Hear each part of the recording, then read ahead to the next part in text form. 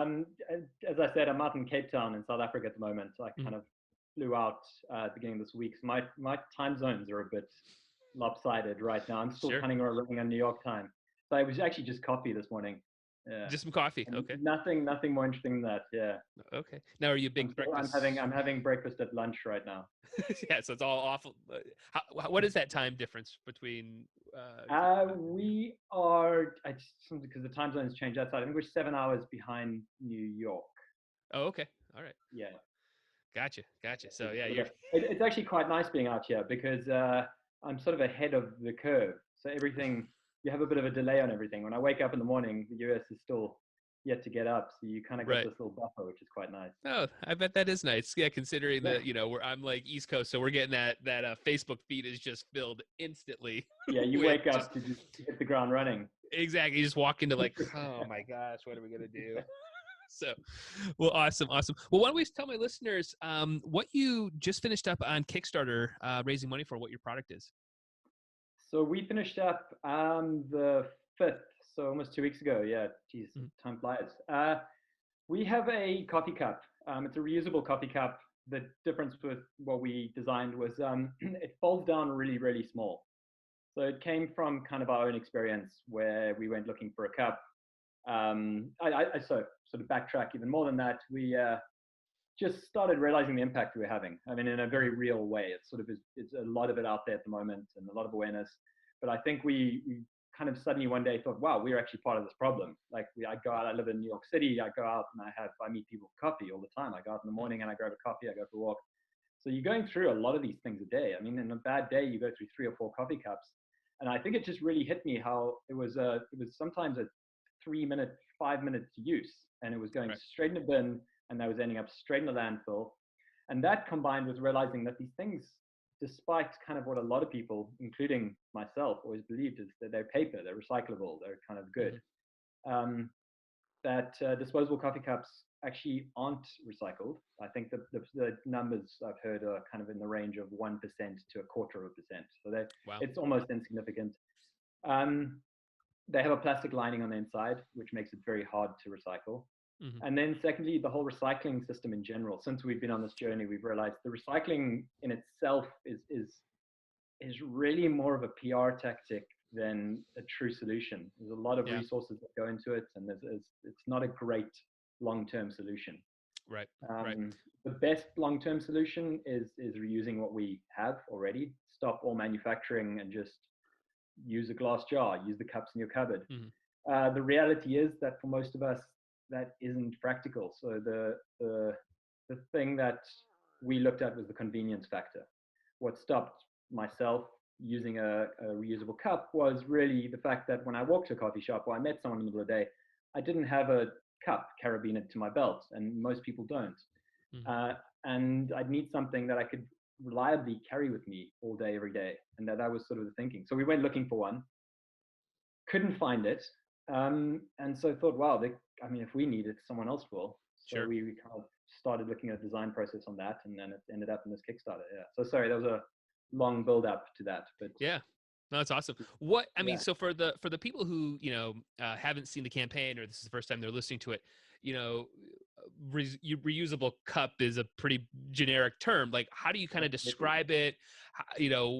What is it doing? Because as somebody, I've seen it, I think it's just a genius design. But how do you sort of describe it to people? Of what are you talking about when you say a reusable cup? In terms of our product or Yeah. reusable cups in general? No, like for your product. Yeah. So our product is a cup that can be reused over and over again. So you don't need to use disposable cups. I mean, essentially, we market it as a coffee cup, and that's how it was designed, because that's the sort of main market that we looked at the beginning in terms of, because a lot of people use disposable coffee cups daily. But it's really a cup. You can use it for anything. You can use it. I've used it traveling, use it at the airport, use it to get water. It just saves you having to use a disposable cup. With our cup, the entire design process was based around convenience. So it was something that tried to take away any of the barriers of using a reusable cup. And what we came down to was something that was incredibly, incredibly compact. So our cup is foldable. It pops up into a kind of 10-ounce cup. So we say it's an 8-ounce 8-ounce shrink in there. It leaves a little bit of space at the top, Mm. and folds down to kind of, I think, 2 centimeters at 3/4 of an inch. Right. Obviously, I'm a different number system Yeah. in South African, but yeah, 2 centimeters tall. So it's incredibly, incredibly slim. I mean, it's about the thickness of my wallet. So you can put it very comfortably in your jeans pocket, in a small handbag, in places you wouldn't be able to carry a cup normally. So the idea is to really have something that takes away all of the barriers to not using a reusable. Right.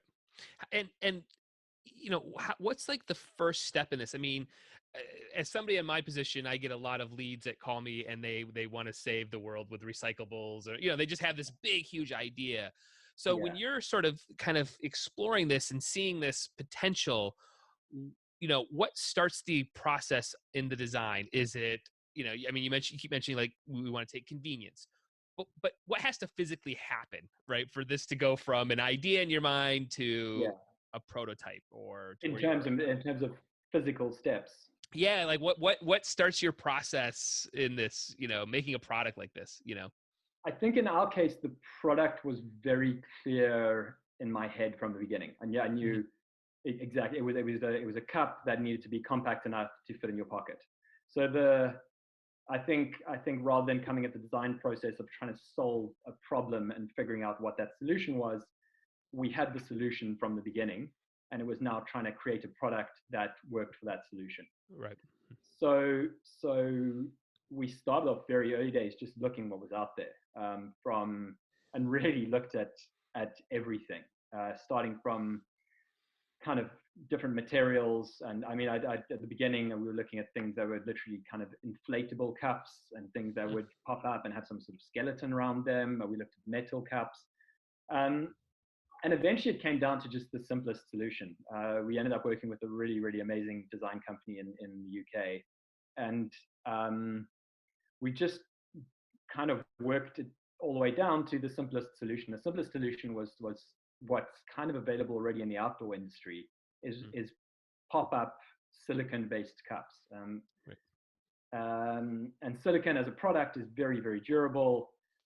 It is incredibly hardy, so it lasts a very long time, and it holds its shape very, very well. So a well-made silicone product could last forever, which was a really big important factor for us. But that design process was really, as I say, we had the concept of what we wanted, and then it was kind of figuring out how that could look in structure. And it's a surprisingly long process, despite how simple the product is. Essentially, it's a Yeah. cup that folds, Right. Right. but there's a lot of detail that goes into it. It's like, how thick is your material? How Hmm. sturdy does it have to be? How thin can you get it? How like thick does the base that needs to support that weight? I Right. think it's very easy to make a badly made version of something. Sure. To get it really, really well takes actually a lot longer, and those details we've discovered in this whole process take a Mm. lot longer. I mean, we worked on that design process for probably, from really sitting down with the designers to the first prototype, in close on 4 or 5 months to the Wow. very earliest prototype. And then Wow. then obviously from there it kind of starts evolving a bit more. Yeah. What in that process, what would you say was sort of maybe like the biggest hurdle or blocker, or maybe you couldn't do something? Was there a moment where you just were like, man, I don't, it may seem simple, but I don't know if we're going to get there? Was there ever a moment like that? Uh, Not in the product. I think, as I say, we started off with a very clear idea of what the product was, and essentially how it would look. Hmm. Again, a sort of some sort of folding cup that would fit in your pocket. So, and we knew that the product was possible. I think the doubts with anything like this are if people want the product. Sure. And I think that's the real unknown. I mean, that's when Kickstarter for us was a huge um, kind of confirmation that we had something that people wanted. Hmm. Um, I think with anything, I've been in startups before. You start off quite naive, and by the time you Right. realize how much it involves, you're too far down the line to actually Yeah. step Yeah. back anymore. Right. Right. So, and I Yeah. think I think that naivety is almost quite important, because Yeah. you wouldn't start a lot of stuff if you realize how much work goes into it. Right. Obviously, we're working with a manufacturer in China, And there's a lot of small things. It's finding the right people, I think, is Mm-hmm. really, really key. So there's definitely moments where it becomes incredibly frustrating. Things are taking longer, but but in our case, and it kind of flowed fairly well from the beginning. And I think again, a lot of that had to do with the fact that our product was relatively simple, and we had quite a set idea of what we wanted it to be and how we wanted it to work. And Sure. I think that came from this kind of solution to a very clear problem we had. Yeah. Now you mentioned that, like, obviously the Kickstarter and the success you had proves that people wanted it. But was Yeah. there a moment before that internally that you knew you really had something to even go further with the Kickstarter? Because that's a whole nother animal to do that. Was there a moment where Yeah. you're like, you get that I don't know, the 10th prototype and you're like, yes. Was there ever that Um, sort of thing? yeah. I mean, getting the first prototype is incredibly satisfying. Mm-hmm. And no, let me rephrase that. It's incredibly satisfying in seeing something. I think a lot anyone who's done their own thing understands the feeling of having something in your head and then you have it physically in front of you. There's Right. something incredibly satisfying about that, of like you've literally turned ideas into something physical, Mm-hmm. and that's an amazing feeling.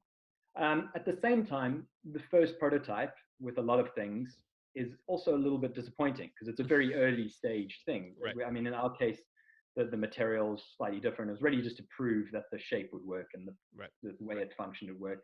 And you sort of look at it, and you sort of a little bit like, oh shit, maybe it's going to be you start criticizing it. But what you've got to realize is it's the first prototype, and again, our designers were very good with us. Where this is the first product I've been involved in, so it's a new experience for me. Um, and they were very good explaining, no, listen, don't worry, this is just the beginning stage. This is not what it's going to look like. Right. So getting the sort of final prototype before the Kickstarter was I think a real highlight. Again, you're never sure until you put it out Right. into the world. You have people telling you, wow, that's great.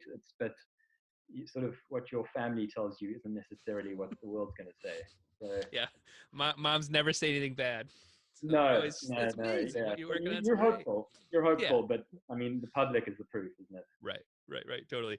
Um, so through this whole process, what did you find? I mean, is this for you being like your first, you said this was your first hardware product, right? That you were Yes, working on? yeah. So like for you, is it something that you had to, I mean, well, let me back up. Did you actually come from like software? Because you mentioned startups, but like I'm assuming that most No, of the no, work I've was been in involved. startups, or? I've had that a long sort of. I've been involved in a lot of different things. My first business I was involved in was it's all been more service based. Oh, okay. My first business was a travel company, so it's been a lot more kind of service based, dealing with Service people based. rather than products. Gotcha. This whole process has been really interesting for me. I mean, it's amazing. As I say, it's something really really different. But you learn a lot as you go along. Yeah, well, I mean, so for you though, what happened maybe in life to make this sort of pivot, and then to have, I guess, the confidence to know that you could, work on a physical product? Was there something that kind of sort of happened that spawned that? Nothing. Nothing in particular. I think I've always wanted to do my own thing, and I started off when I finished university, starting a travel business with a friend. From there, I've dabbled in a few things. We sold that eventually. Got involved in actually the fashion industry, so something completely different. Thought Yeah. I would do that temporarily while I figured out the next business, and sort of 10 years went by. In between that, I've been involved in kind of more creative projects, more kind of media-based stuff.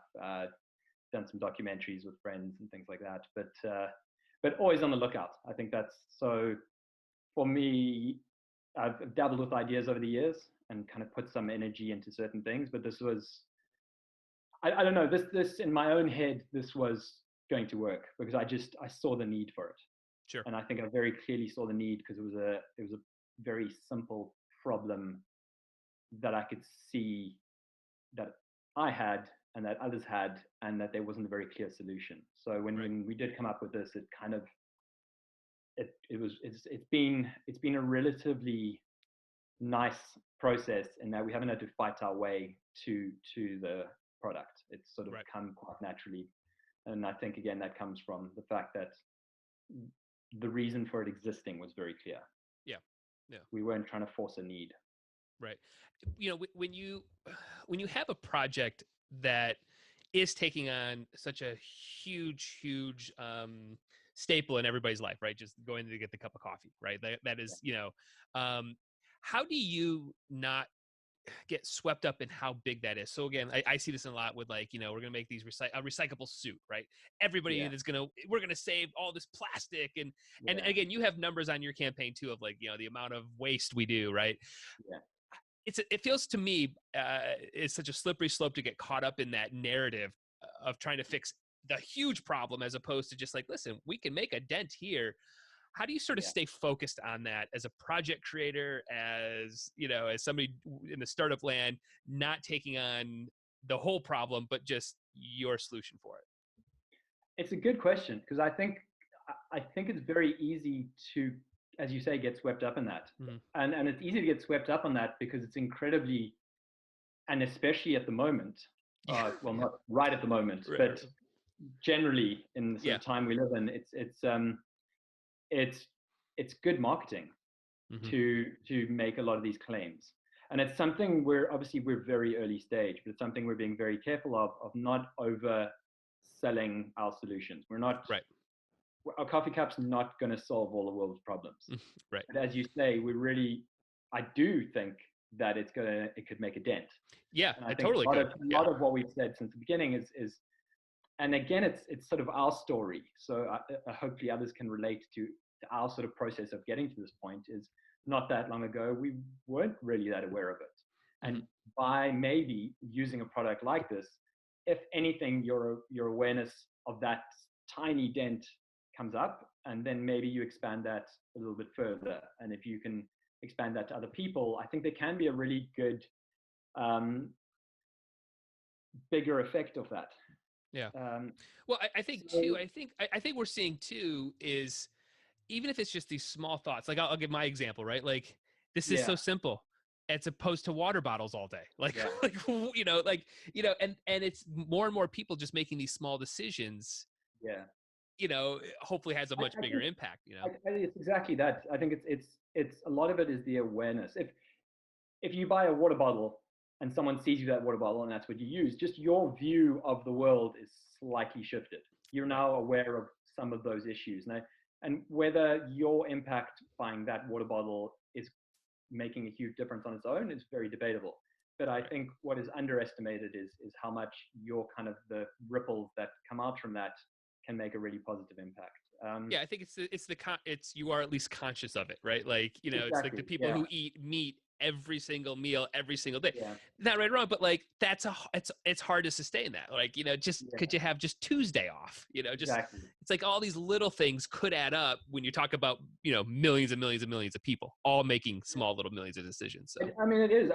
I mean, from my own case, obviously, I've been playing with our prototypes since the beginning of the year, so December, and I haven't used a disposable cup since then. right. Like, so it really has had a tangible impact on that. I've definitely paid the impact of that cup back many times already. Mm-hmm. So there is that tangible impact. I think the gray zone, or not even the gray zone, the dangerous zone with a lot of businesses like ours is jumping on that bandwagon too much as a sales Kind mechanism. of sales, yeah. Yeah, I Um, could definitely see it. it's a very tempting thing to do because people do relate to it. Uh, but it's trying to be a lot more honest with it. And I think as our brand grows, it's something we really want to be aware of, is actually a lot more openness. Like, we don't have all the solutions. We don't know a lot of this stuff, but we're trying to figure it out, and we're trying to figure it out as we go along, and trying to Sure. kind of put that out with our products and obviously with our messaging, and really build a community around that rather than trying to force things down people's throats. And I think there's a lot of like shaming in this marketplace in terms of reusables and kind of eco products, Mm-hmm. Hmm. of where it's sort of, you aren't doing enough, you aren't good Right. enough, you need to change. And I think it's a dangerous place to be. Sure. For with what we're trying to do is really, as I mentioned earlier, take away not, instead of forcing people into something, of taking away the barriers of why they wouldn't use it. Right. So making it just as easy as a disposable cup, because it's Right. just there and it fits and you don't notice it. And making it, there's obviously, I think it's changing now, but there's still that sort of social proof thing of having a coffee cup of it. There's a sort of status thing of walking around your coffee cup in a city and your busy lifestyle. Yeah. I do think that's slowly evolving. I know in Europe it's probably a little further ahead. America's catching on a bit more now in the cities. Kickstarter came up very early on in our sort of design process as we were doing the product. And the original thought was, don't do Kickstarter, don't do the crowdfunding, get the product, get it shipped, and go straight to kind of retail. From the beginning, our goal has always been to build a brand around the product and kind of develop it into something a lot more long-term, rather than just a once-off Right. sort of crowdfunding project. But then the sort of closer we got, I realized actually this could be almost for us, I sort of saw it as a soft launch. It was getting the product out there, it was getting people to start interacting with it, to start getting opinions on it. Obviously, the real beauty of crowdfunding like this is you're able to put it out there before your product fully ready. Right. And that is amazing. We were kind of lucky and I think a lot of people on Kickstarter now are lucky in that we had a fully designed product. We had everything set up in terms of manufacturing. We budgeted in all our costs and we could cover the sort of first manufacturing costs. So really we didn't need anything from Kickstarter in terms of having to cover a certain goal. So it was quite a luxurious position in that we could set our goal quite low and really see what happens with it and sort of put it out into the world. I think that was the original thinking. Saying that, I think we underestimated just how broad the spread from Kickstarter can be, and how much was picked up from and how many people noticed it from there. So it's been a really, really interesting process. Sorry, your original question was more around. Yeah, no, just like what were you looking for before you actually got to even that point? Was there a moment that you knew, and maybe it was because you didn't have to have like for a lot of my campaigns, you know, we got to raise 50K or 75K. You didn't have that sort of pressure point. So were you still looking for like, we want to at least have 500 emails in the pre-launch? Like was there some things you were looking for? Yeah, no, I think what we're looking for was the worst case scenario was we put this out there, not a single person looked at it.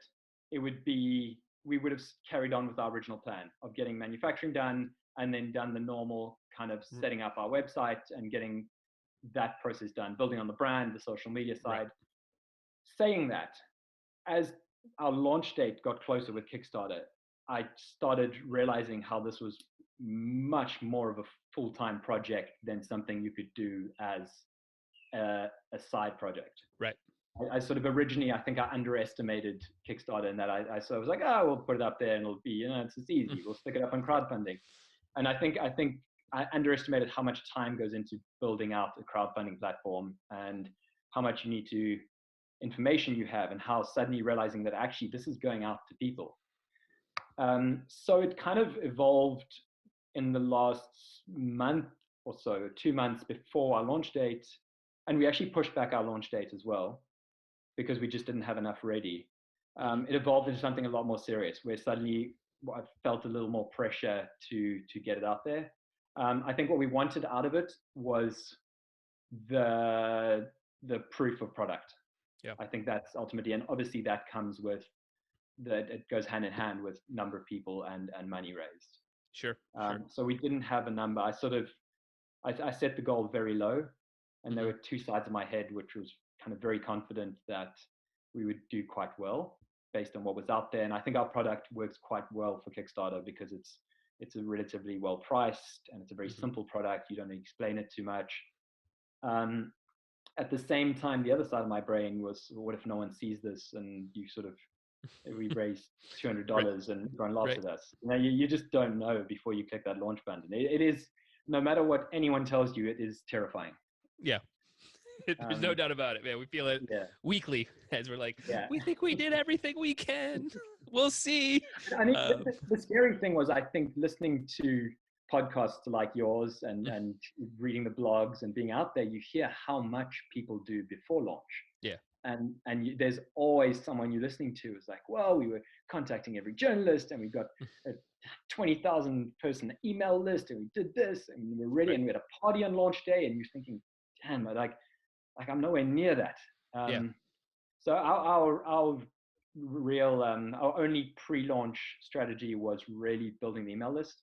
Mm-hmm. We ran Facebook ads, kind of very, very targeted in terms of making people aware this was signing up for information on a launch. Right. It wasn't so hoping that email list would convert relatively high compared to kind of average conversions. Mm-hmm. And then we focused very heavily on social media. We're lucky enough to kind of have quite good reach on social.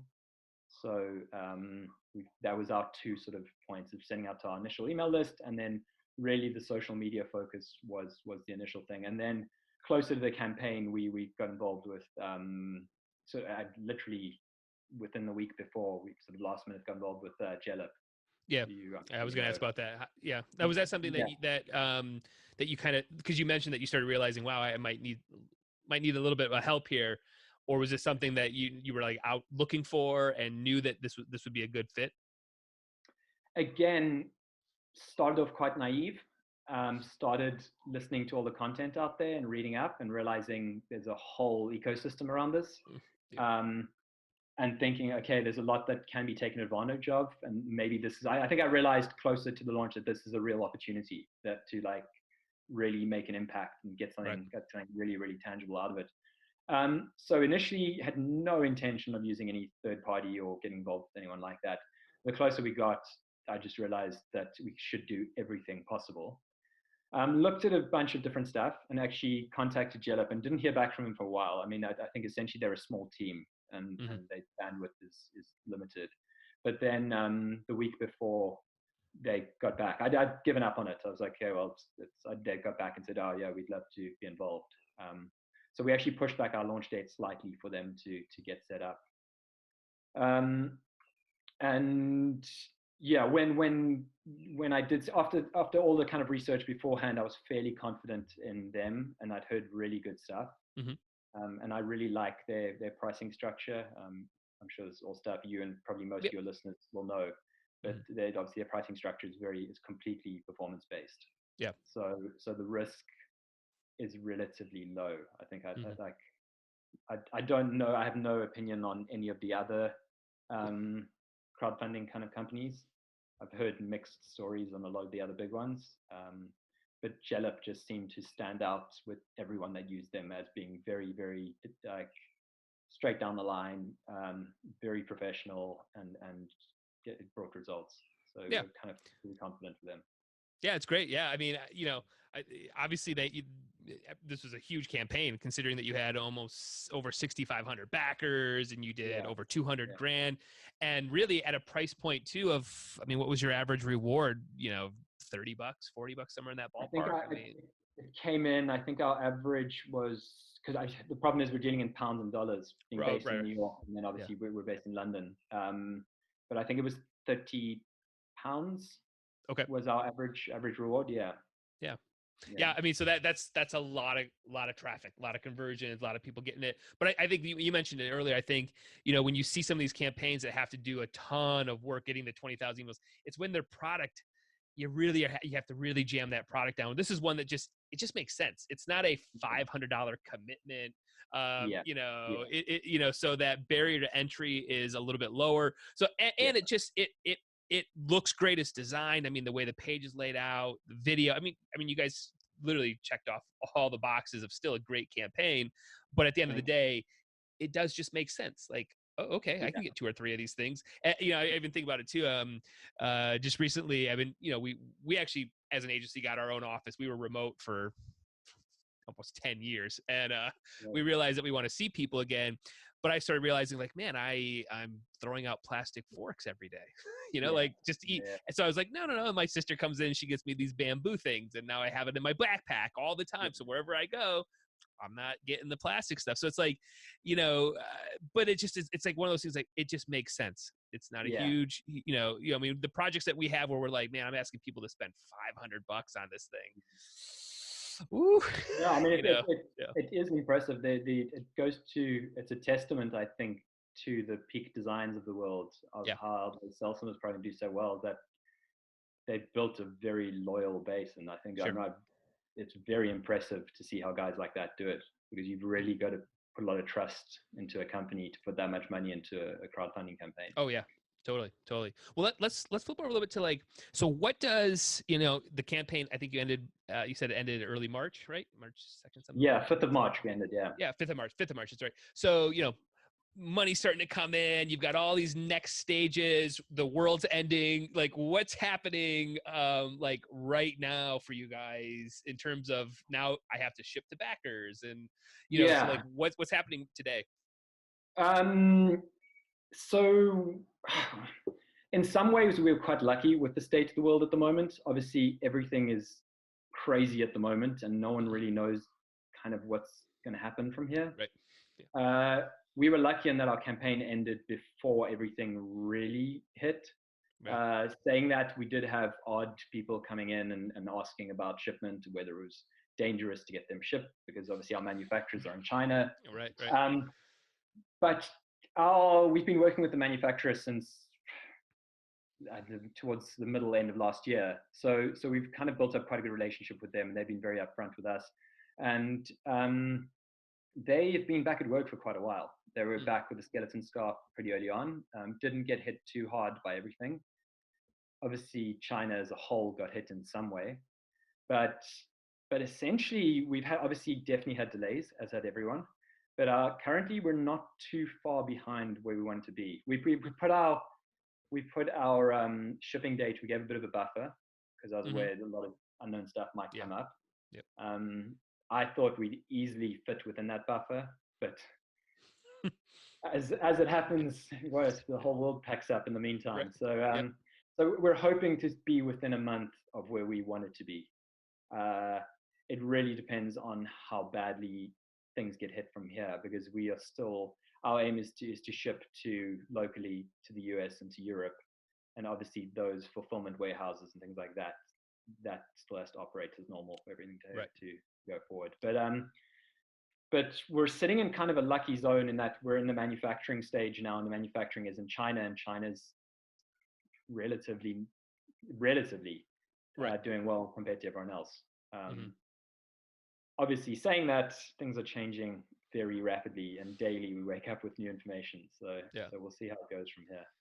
So what is the next, for you guys, like really the next year look like? I mean, this time next year, what is happening? Is it another product? Is it just, Amazon? Whatever. I mean, what does it look like for you guys? Yeah, I mean, one of the big things that came out of the Kickstarter that I didn't think of beforehand is just the amount of exposure we got and the number of people that have reached out. So there've been a lot of opportunities in terms of retail and distributors, and that sort of stuff that I haven't even had a chance to fully look at. And I think so. I think the goal at the moment is to really get Kickstarter done well. There's obviously a lot of people who put faith in us, and they've put faith in us early stage. And I think that alone is just the knowledge that almost 7,000 people have put their money behind us, and the words of support and things like that is incredible. I mean, you can't describe just that feeling of community and people sort of supporting you. And even when we sent out these emails about possible delays, people are incredibly understanding. And we've had people message us saying, if you need more time, please ship to everyone else. Don't worry about me. I can wait. That sort of stuff is unbelievable to see. So having built up this amazing kind of community, really delivering as well as we can on them. That's definitely our first priority. From there, as we have some more time and space, is to build out our online retail. So we want to really develop our website. As I mentioned earlier, our goal really is to build a brand around this. We want to really try and build it into something that people can get behind as a brand. So the brand and the online retail for this product definitely is sort of stage 2 after the Kickstarter. And then from there, we're absolutely looking at other products. The number one request, and something we're looking at before the Kickstarter even, is a larger sizes. Gotcha. Specifically in America, our cup is sort of on the smaller scale. Right. Obviously, yeah. People want that big gulp. They want the 7-Eleven's 2 hands. Yeah. So it's obviously there's limitations in terms of how small you can compact something. Right. So our product was a trade-off between something incredibly portable and something that was very functional. So it's trying to develop something now that will work for both, but is a larger size. And so do you see it? I think having a few more products potentially, but really having developed our own sales channels and brand. Yeah. Well, in maybe in like a 5-year window, do you sort of envision that this brand starts to equal, Travel Solution, Conscious Decisions? Like, is there a sort of a maybe a phrase that you guys are using, or like you can envision multiple different products, not just cups, not just small, medium, large, but like a whole ecosystem of products that sort of fit this type of consumer? The bamboo forks I'm mentioning, like, is there, stuff like that, Absolutely. Again, it's trying not to fall into that trap of selling stuff for the sake of it, of trying to think very carefully about why we're creating what we're creating, and having it fit within that idea of actually it having a positive impact and being able to serve people, rather than just adding another product to the lineup that'll sell. Saying that, it's still very early stage, so a lot of the stuff at the moment is kind of idea, but the general sort of thinking, and you asked about a phrase, and we do kind of have a very rough phrase that we work on. It's the idea of like trying to create products that, again, take away those, as I've mentioned before, those barriers to using more sustainable products. And I think the two areas we're focusing on is the convenience factor and the cool factor, lack of a better word. But it's creating something that is very functional and products that are also good to be seen with, that you want to create. And I think that has a lot to do with the brand as well. So we'd really like to develop into a much bigger ecosystem. But I think it's more under the brand than the product necessarily. Sure. This product is absolutely a first step, and I think we have a lot we can do with it. But we want to build from the ideas behind that product, rather than just creating more products that might fit in that same niche. Right. That's awesome. Well, where can people kind of dive into your world if they missed the Kickstarter and this is the first time they're hearing it? How can they either get involved, be around, follow? Where should they go? Yeah, so our website's the best place. It's We Are HUNU. Okay. WeAreHUNU.com. We've transitioned to in demand. So just if anyone still wants to buy at the moment, that's the best place. So, and that is all linked through either our Kickstarter page or our in demand or our website. And then otherwise, we are on our Instagram is our main social platform. So again, we are HUNU on Instagram, and we're pretty active with messages on that. We're kind of being sporadic on our content as we build up and have more bandwidth to do stuff. But Instagram and our website, our website and email are obviously the two spaces if you want to communicate. Or and again, it's been incredible to have just the number of people reach out and kind of questions and ideas and words of support. So if anyone's out there, we'd love to hear from you. Awesome. Well, Vince, I appreciate you taking time out of your day. Thank you. This is a great conversation. Awesome campaign, awesome design, awesome product too. And listeners, I will obviously in the show notes, I'll put these links in there so you guys can go and check it out. Do some clicking around, dive in, and and I appreciate you taking time. Thanks so much. I really appreciate it, man. Thank you very much. Man. Appreciate it. Thanks. Bye.